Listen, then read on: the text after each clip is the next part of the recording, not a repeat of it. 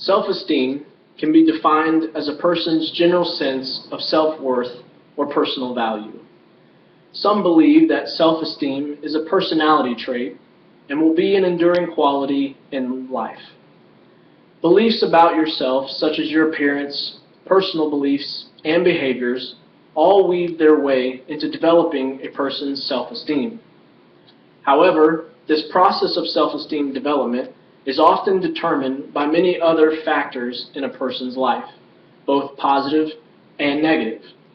In this presentation, we will discuss what self-esteem means, the psychology behind self-esteem, positive and negative effects of high and low self-esteem, and also learn how to build self-esteem.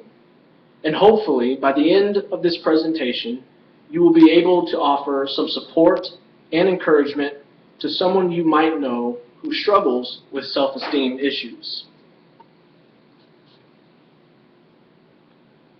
First, I will discuss what self-esteem is and how it affects people.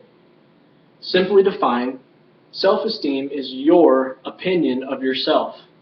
It is how we perceive our value to the world and how valuable we think we are to other people. Self-esteem is crucial and is a cornerstone of a positive attitude towards life. It is important because it affects how you think and how you act and even how you relate to other people. Having self-esteem allows you to live your life to its fullest potential.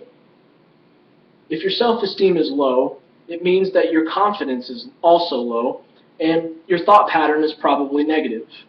Positive self-esteem gives us the strength and flexibility to take charge of our lives and grow from our mistakes without any fear of rejection.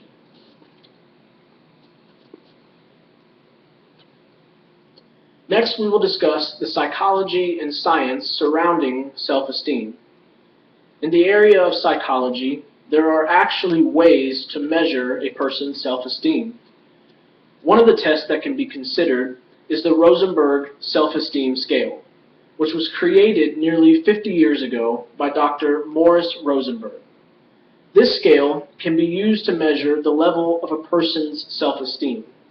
Using a normal 10-question layout to assess the behavioral context of a person, it is then followed by a 4-point response system to finish the test and to average out the scores.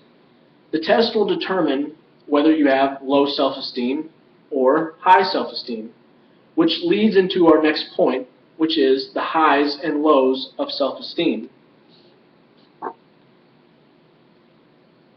One of the major symptoms of low self-esteem is low self-confidence.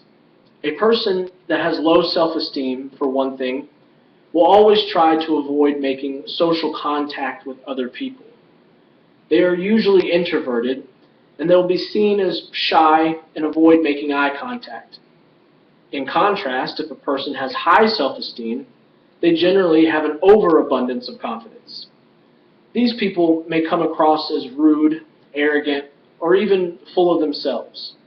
Also, in many cases of high self-esteem, the person will have a false perception of themselves.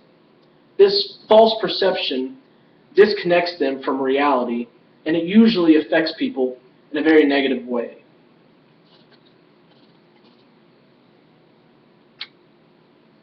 Finally, if a person has low self-esteem or struggles with self-confidence, there are many ways to work on building self-esteem. One example is to make a list of the gifts, talents, and strengths that a person already has, preferably having loved ones or friends help make the list.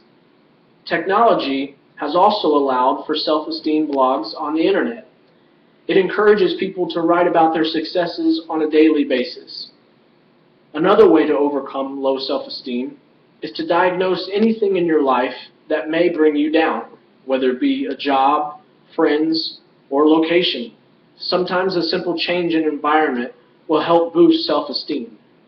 Last but not least, a person needs to celebrate achievements and goals and do it often to increase your confidence.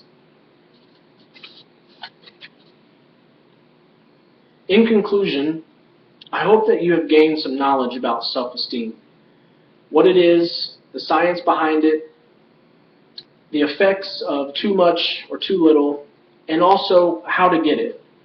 Finding the balance of self-esteem is key to a healthy attitude and outlook on life. Maybe you know someone that has a difficult time with their own self-esteem. People with low self-esteem often lack the initiative to make plans with someone. Perhaps you could find some way to help boost that person's confidence, to try to make them feel important and even valued. A little kindness goes a long way, and you never know what kind of impact you may have on a person's life. Showing that you care about them can help give them the support to improve their self-esteem. Thank you for your time. Thank you for being here. And again, at this time, I'll pan my audience members.